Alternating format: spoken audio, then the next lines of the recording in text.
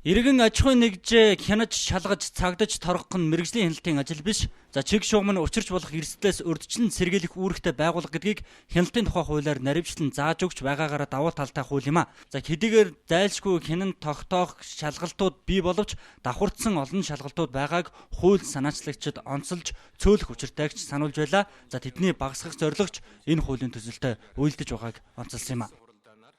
Төрийн байгуулалтын байнгын хорооны хурлааны явцад ажлын хэсэг болон улсын хурлын гишүүдээс гаргасан дараах зарчмын зөрүүтэй өөрчлөлтүүдийг хуулийн төсөлд тусгахаар боллоо. Үүнд хуулийн хэрэгжилтийг хянан шалгахтаа хавтгааруулсан хяналт тавьж байгааг халж төрөөс зөвхөн иргэний болон нийтийн аюулгүй байдлыг хангах өндөр эрсдэлтэй салбарт хяналтыг хэрэгжүүлэхээр зохицуулах, эрсдэл суурилсан төлөвлөгөөт хяналтын болон төлөвлөгөөт бус хяналт шалгалтын харьцаа 80-20 байсныг 70-30 болгох, зарим төрлийн хяналтын чиг үүргийг хэрэгжүүлэх байгууллагын харьяаллыг өөрчлөх, хуулийн төсөл зохицуулах болон удирдах гэсэн хоёр зүйлүүд байсныг нэгтгэж зөвлөлийн чиг үүргийг өөрчлөн найруулах, хяналтын давхардлыг арилгах, төрийн бүх байгууллага нэг стандарт, нэг аргачлал зарчмаар хяналтыг хэрэгжүүлэх зэрэг болно.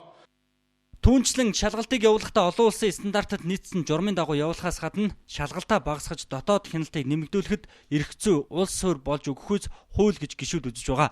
За гэвч өнөөдөр тус хуулийн төслийн хэлэлцүүлгээс Монгол Ардын намын бүлэг завсарлага авснаар хуулийн төслийг хэлэлцсэнгүй. Одоо хүнсний аюулгүй байдлын чухал хэсэг болсон махан бүтээгдэхүүний хяналтыг одоо салбарын яамд шилжүүлэх асуудал байгаа. За мөн одоо хяналтын нэгдсэн тогтолцоог бас салангад болгож давхар одоо хяналтын байгуулагдаж бизнес эрхлэгчид хувийн хвшлийнхэн дээр бас хяналт шалгалтын дарамт шалгалт их схем одоо нөхцөл байдал үүссэн байгаа учраас энэ асуудлыг бас эргэж ажлын хэсгээр ярих байр суурь бас нэгтгэх үүднээс Монгол Ардын намын бүлэг завсарлага авч байна. Хуулийн төслийг боловсруулах үе шат хэвийн үргэлжилж байсан. За өргөн баригдаад баггүй хугацааг өнгөрсөн гэж хэлж болох хуулийн төсөл юм. За ажлыг хэсэг цаг хугацаанд хуралдаж улсыг хурлдах бүлгүүд танилцуулга бүрэн ихээр нь хүргэж байсан. За гэвч энэ хуулийн төслийн хэлэлцүүлэг эх 7 хоног руу инхүү шилжиж байна.